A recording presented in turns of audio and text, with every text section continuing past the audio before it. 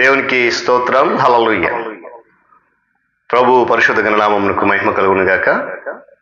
క్రీస్తునందు ప్రియులారా, దేవుడు తన మహాకృపను బట్టి మరొక నూతన ఉదయకాల సమయంలో వేకునేటి రీతిగా ఆయన పాద సముఖం నిలబడే ధన్యత మనకు ఇచ్చాడు. మనం బట్టి ఆయన విలువైన శ్రేష్టమైన గణనామమునకు మహిమ కలుగును గాక.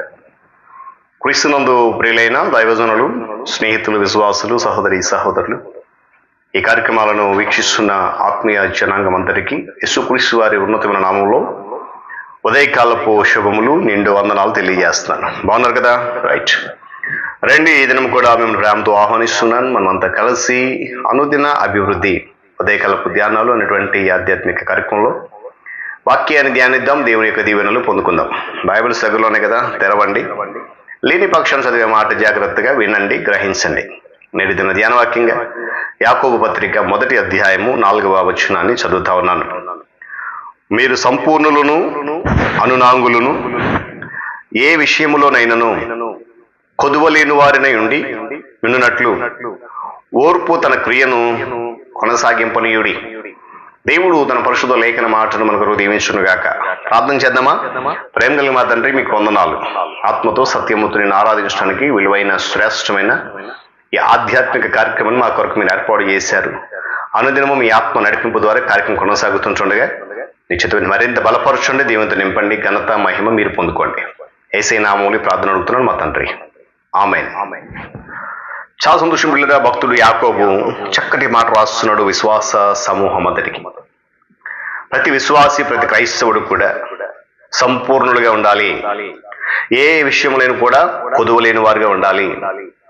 మనలో ఓర్పు ఏదైతే ఉందో ఆ ఓర్పు తన పనిని తాను చేసుకునే విధంగా ముందుకు వెళ్ళిపోనివ్వాలి అనేది శ్రేష్టమైన ఒక గద్దింపు, హెచ్చరిక లాంటి మాటలు, లేక విశ్వాస జీవితంలో పురుకొల్పే మాటలు ఇక్కడ మనం చూస్తున్నాం. సాధారణంగా మానవుని యొక్క ఆలోచన ఏంటనంటే, ప్రతి మనిషి యొక్క ఆలోచన ఏంటనంటే, నేను సరిగ్గానే ఉన్నాను, నాకంతా పర్లేదు, నేను బాగున్నాను, చక్కగా ఉన్నాను, ఏ కొదువ లేదు, లేక ఏ దురలవాట్లు లేవు, లేక ఎటువంటి చెడు లేదు.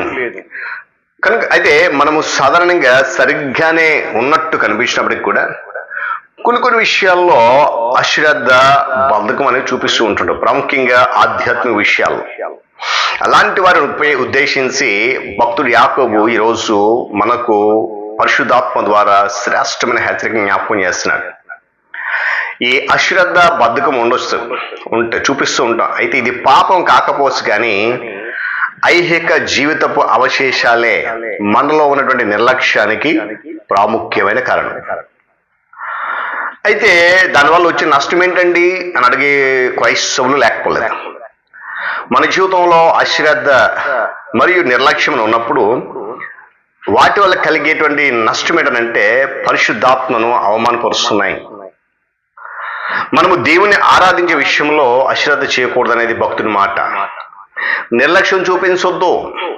అలాగే మన అనుదిన కృత్యాల్లో కూడా అశ్రద్ధ, నిర్లక్ష్యం ఉండకూడదు అనేది భక్తుడు యాకోబు ఈ మాటల ద్వారా మనకు స్పష్టంగా జ్ఞాపకం చేస్తూ ఉన్నాడు.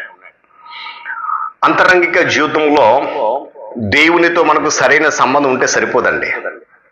మీరు బలేటోళ్ళు పాస్టర్ గారండి, మనకు కావాల్సింది అదే కదా? కాదని నేను అనట్లేదు, కావాలి. అయితే ఆ సంబంధము మన బాహ్య జీవితంలో కూడా వ్యక్తం అవ్వాలి. అప్పుడే దేవుని నామానికి మహిమ. దేవుని స్తోత్రం చెప్పండి కదా, హల్లెలూయా.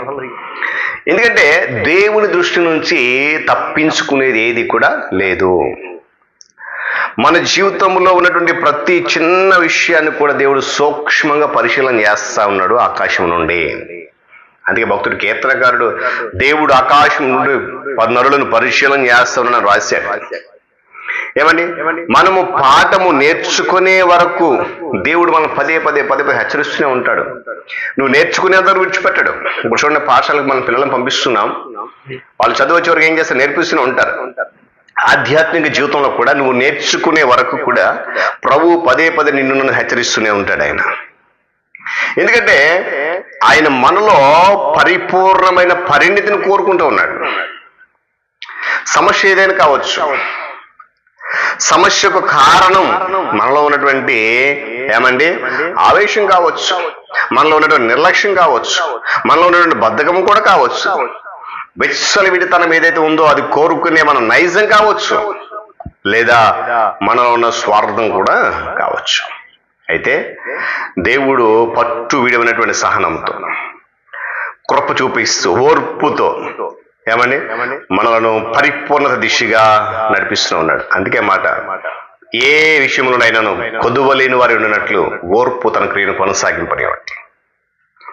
ఈ ప్రక్రియలో భాగంగా పిల్లరా, దేవుడు మనలో ఉన్నటువంటి అక్రమమైనవి ఏవైనా వాటన్నిటిని కూడా మనకు వెల్లడి చేస్తూనే ఉంటాడు. ఎందుకు?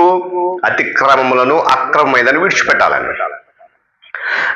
అందుకే మాట, ఓర్పు తన క్రియను కొనసాగింపనివ్వండి.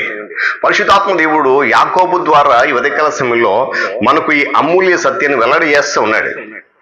జీవితంలో ఏ చిన్న విషయం పట్ల కూడా నీవు అశ్రద్ధ చూపొద్దు, దేనిని కూడా నిర్లక్ష్యంగా చూడకు. మనము పరిపూర్ణంగా ఆయనకు చెందిన వాళ్ళం అయ్యే వరకు కూడా దేవుడు మన పట్ల నిరంతరంగా సహనము చూపిస్తూనే ఉన్నాడు. అదే సహనము నీకు నాకు కావాలని కూడా వాక్యం జ్ఞాపకం. కనుక పూర్తిగా మనం ఆయనకు చెందిన వాళ్ళమే. ఎప్పుడైతే ఆయనను సొంత రక్షణను అంగీకరించామో, ఆయన కొరకు బాప్తిస్మ అనుభవం వచ్చామో, వాక్యపు వెలుగు నడుస్తున్నామో, పూర్తిగా మరి మనము లోకానికి చెందిన వాళ్ళము కాదు. కాబట్టి ఉదయకాల పిల్లరా, ఆయనకు చెందిన వారం కాబట్టి ఆయనకు చెందిన వారంగానే మన జీవితం కొనసాగాలి. మన అనుదిన జీవితంలో నేను మళ్ళీ జ్ఞాపకం చేస్తున్నాను, అంతరంగ జీవితంతో దేవుని సంబంధం మాత్రమే కాదు, బాహ్య జీవితంలో దాన్ని వ్యక్తపరచాలి. అలాంటప్పుడే దేవుడు తన నిండైన ఆశీర్వాదాలు ఏ కొదువ లేకుండా మనకి అనుగ్రహిస్తాడు. దేవుడి మాటలు మన కొరకు దీవించును గాక. ప్రార్థన చేద్దాం. మహాగణుడ, మహోన్నతుడ, స్తోత్రాలు. తిరిగి మరొక నూతన ఉదయకాల సమయంలో నా తండ్రి, విలువైన నీ మాటలు వినగలిగేటువంటి ధన్యత నాకు మాకిచ్చారు. ఈ ఉదయకాలపు ధ్యానాల ద్వారా విలువైన అమూల్యమైన మాటలు వింటున్నాం. ఎంత గొప్ప ధన్యత మాకు అనుగ్రహించారు మీరు. మరి మాటలు వింటున్న బిడ్డలందరి జీవితంలో ఫలభరితంగా నూరంతలు చేయండి. ఆధ్యాత్మిక కార్యక్రమం ద్వారా అనేక మంది సత్యాలను గ్రహించే కృప దయచేయండి. ఆయన ఈ కార్యక్రమంలో ఎలాంటి లోటుపాట్లు కంటే సమస్త ఘనత మహిమ మీరు పొంది ఆత్మజ జరిగించండి. యేసయ్య ఉన్నతమైన నామమున అడుగుతున్నాం తండ్రి, ఆమేన్. త్రియేక దేవుని దీవెన, ఆయన సన్నిధి కాపుదల సదాకాలము మనందరికీ తోడని నడిపించును గాక. ఆమేన్.